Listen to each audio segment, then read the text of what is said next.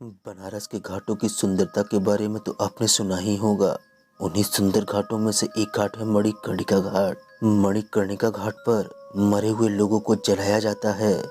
मणिकर्णिका घाट पर चिताओं के जलने का सिलसिला एक मिनट के लिए भी नहीं रुकता। मणिकर्णिका घाट पर चिताओं की अग्नि हमेशा जलती रहती है। ऐसा वहाँ वरदान प्राप्त है कि वहाँ चिता की अग्नि कभी बुझ नहीं सकती। मणिकर्णिका घाट पर 24 घंटे सातों दिन लगातार लाशों के जलने का सिलसिला चालू रहता है।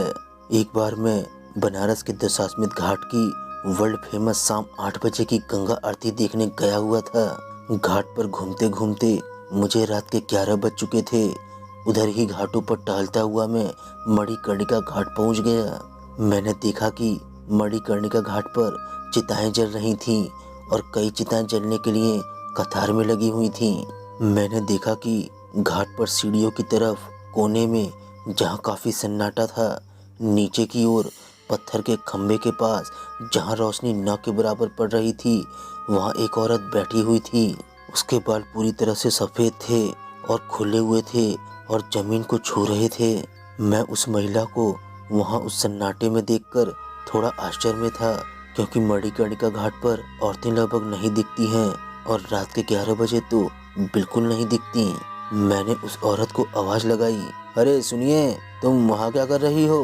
पर उस औरत ने कोई जवाब नहीं दिया। मैं सीढ़ियों पर नीचे की ओर थोड़ा आगे को चला गया और उसे फिर से आवाज लगाई, अरे सुनो। पर वह मेरी बात का कोई जवाब नहीं दे रही थी।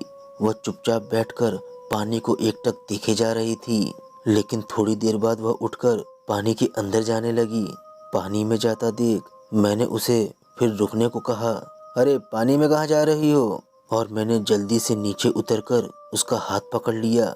मेरे द्वारा उसका हाथ पकड़ने पर जैसे ही वह पीछे मुड़ी, मेरी सांसें रुक सी गईं। जला हुआ भयानक चेहरा, मुंह के बाहर को निकले हुए बड़े बड़े दांत और पूरी तरह से सफेद आंखें। इतना भयानक चेहरा देखकर मैं समझ गया कि यह कोई औरत नहीं है। मैं भागना चाह रहा था, पर मानो मेरे पैर जम से गए हों। मेरे पैरों ने बिल्कुल काम करना बंद कर दिया था। मैं चीखना चाह रहा था, पर मेरी आवाज भी बिल्कुल नहीं निकल रही थी, मानो जैसे उसने मेरी आवाज को बांध दिया हो। वह मेरा हाथ पकड़कर भयानक आवाज में मेरे ऊपर चीख रही थी।